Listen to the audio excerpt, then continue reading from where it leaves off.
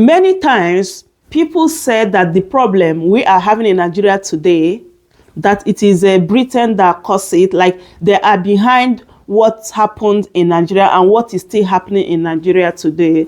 Some of us did not get it then until we start watching some old videos to get idea like what happened and what is still happening.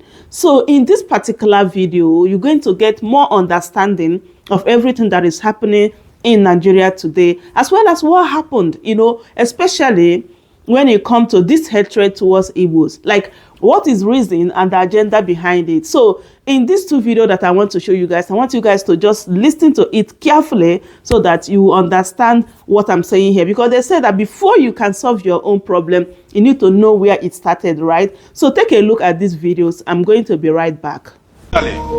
He assured me that whatever happened in the future, the West would never allow Nigeria to develop to a position where its wealth and power would threaten West European interests in Africa. Mr. Chairman, I don't need any comment. Thank you very much. Thank you. Mr. Chairman,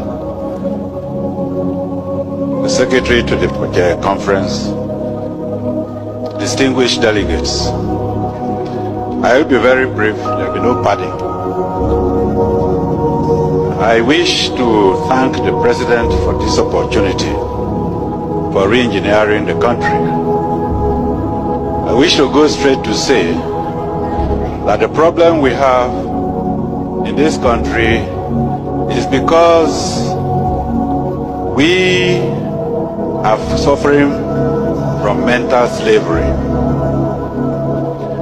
Over 300 years ago, our parents sold our brothers and sisters into slavery. 300 years later, we are not different. We are still selling ourselves into slavery. There is no originality in this country. This is the root of the problem we have. Those days, the price for the slaves were trinkets, beads, gunpowder, gin, thank you very much, and so on. The price today is foreign aids. The price today is political influence. The problem we have is not of our own making. And unless we address those issues, our collusion with the colonial masters is going to cause us more problems. If we look all around, look at the ceiling, there is nothing that is new, nothing indigenous in this hall. The country itself is not indigenous. Even the coup, we are blaming the military. Even the coups that we have is not of our own making. I believe there is the author of one of the books I have read in this conference who stated that the idea of it was first suggested in one of the military conferences they attended in America. I will go straight to read, with your permission, Mr. Chairman, what the respected Alhaji Shehu Shagari has put in his book. And I ask every member here to get that book, because I know most members here have the book written by Clinton, but they have not put the book, they have not bought the book written by Haji Shehu Shagari. And I'm going to quote what he has written. Quote, I was particularly struck by a conversation I had with a Greek professor attached to an international agency in Geneva. He told me his opinion of why West Europeans were supporting the rebellion against Nigeria. It was, he said, common among Westerners to sympathize with the underdog in any dispute, which in this case happens to be the Eastern Igbo. But what was even more important to the West was that Nigeria was a potential rival power in Africa, a force which had to be checked before it becomes a threat to Western European interests on the continent. The Biafran challenge, accordingly, provided a suitable opportunity to trim Nigeria's growing wings. He said that according to certain estimates, Nigeria was sitting on a keg of oil, which, given a suitable condition, would make it so rich in just 10 years, that is by 1978, that Nigeria would not require any aid from Europe. Indeed, Nigeria would be in a position to assist other African countries, especially the poorer ones, and thus undermine an important basis on which European influence was exercised over them. I underline that. He did not therefore think that Europe would stand idly by and watch Nigeria become to Africa what the United Nations had become to Western Europe. The rebel enclave, on the other hand, could be encouraged to become a rich but small and manageable African country, which would still be dependent on the West, just as some small oil-rich Arab countries have been. Finally, he assured me that whatever happened in the future, the West would never allow Nigeria to develop to a position where its wealth and power threaten West European interests in Africa. Mr. Chairman, I don't need any comment. Thank you very much. Thank you. But I want to observe that what General Babangida said is important because he was a key participant in the process.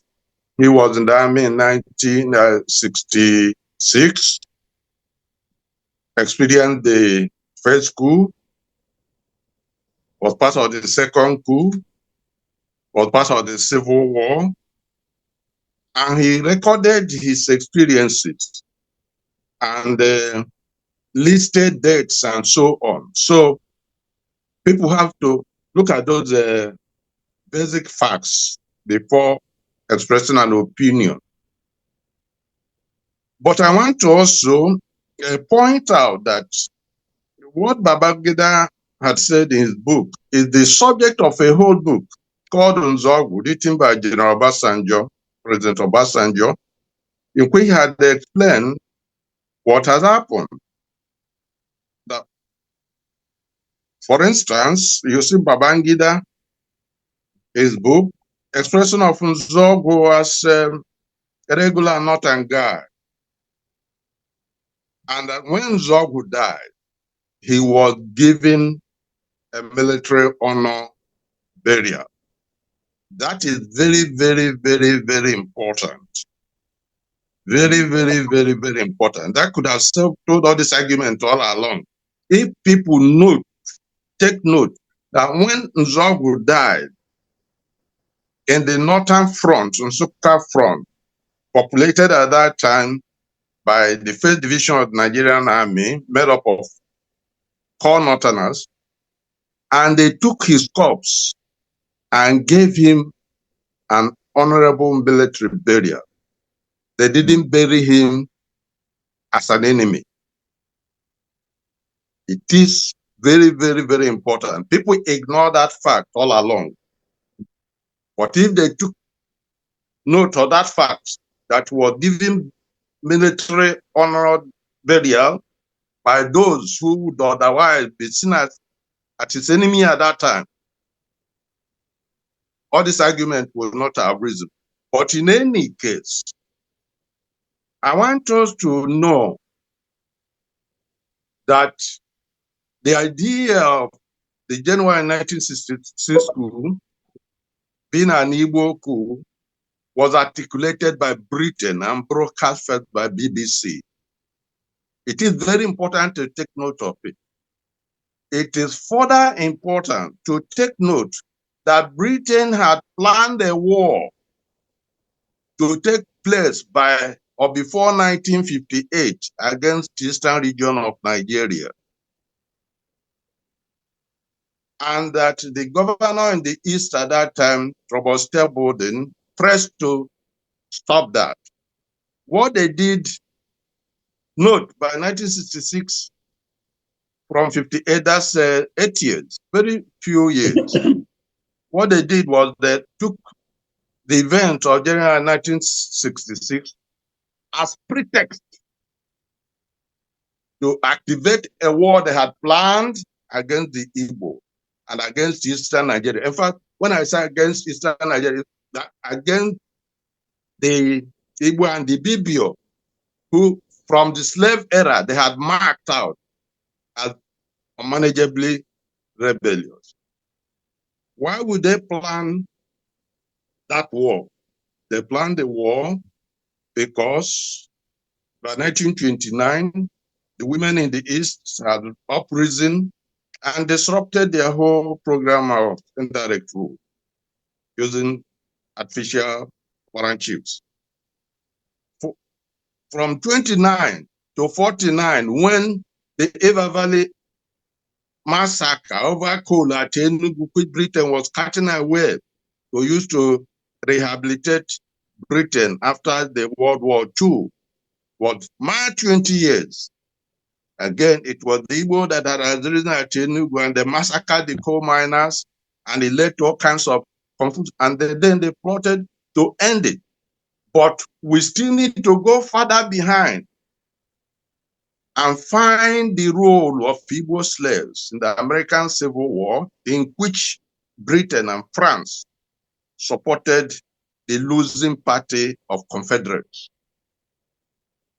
After which they set up the Hausa Constabulary, which became the Nigerian Security Services as we know them, and specifically excluded the recruitment of Southerners in order to avoid recruiting rebellious people.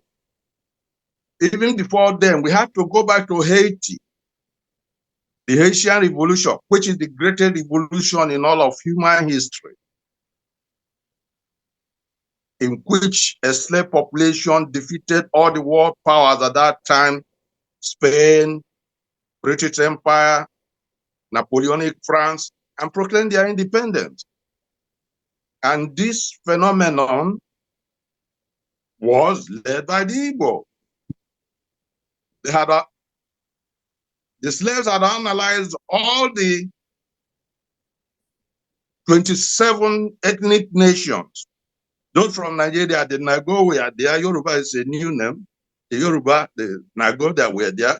The Fula were there. The Hausa were there. But identified the Igbo as the model to follow and win freedom, and they did. And Napoleon marked out that the regions had to be wiped from the earth to stop the black race from marching on the earth. Mm-hmm. But the Igbo led the black race to defeat Napoleon and abort that ambition of the European imperialists and slavers. So we need to go back and understand this thing and come forward to Nigeria. Why did Lugard, after analyzing Nigerian ethnic groups, particularly the Hausa, Fulani, the Igbo, Yoruba, point out that these other people were neither here nor there, but that Igbo should be watched because they wouldn't be in support of their plunder of the black race. Okay. So this is, I want us to keep this in perspective before we make it a Nigerian debate, an Igbo debate, Yoruba debate, Hausa debate. No. Okay. The war was planned by the British. The idea of Igbo coup was articulated by the British, and every other thing is interest. Thank you. My people, this is really, really deep. So when you see all this hatred towards Igbos, I think you now know the reason behind it. This is not just ordinary, you know, because these people don't really want Nigeria to move forward. They know what Igbos are capable of doing. So this is the reason why they don't want any Igbo person to take any juicy position. Just they always say that Igbo man will never be a president. They have this idea from Britain, my people. They don't want Nigeria to move forward. And also, when you see all this hatred, then you will now know the reason behind it. So make I bring all these videos to you guys. I'm here to bring more information to you. Please share the video and also subscribe if you haven't. Give this video a thumbs up, so that YouTube will recommend it for other people to watch. Thank you so much everyone for watching, and I will see you guys in my next update. Goodbye for now. Welcome to Shamra Senior Steve.